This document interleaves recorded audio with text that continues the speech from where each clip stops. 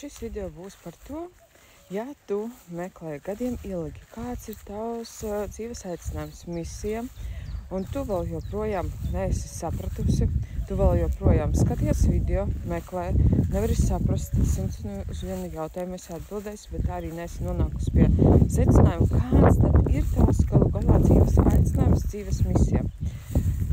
Aizstāšu 100 grāmatu, 100 video, kā tu vari saprast, kāds ir tavs dzīves aicinājums. Paskaties un attiņ savu dzīvi 2 nedēļas atpakaļ. Kādus video tu klausījies par kādu tēmu, kādas grāmatas tu lasīji par kādu konkrētu tēmu. Paskaties, uz kādām lietām tev vienmēr bija un atradās laiks. Tev vienmēr priekš tām lietām atrodas laiks.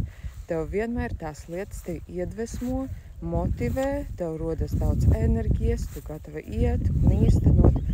Pavēro, kas tās varētu būt lietas, ceļošana, piemēram, kulinārija, sporta veidi, kādi fitness, uzturs.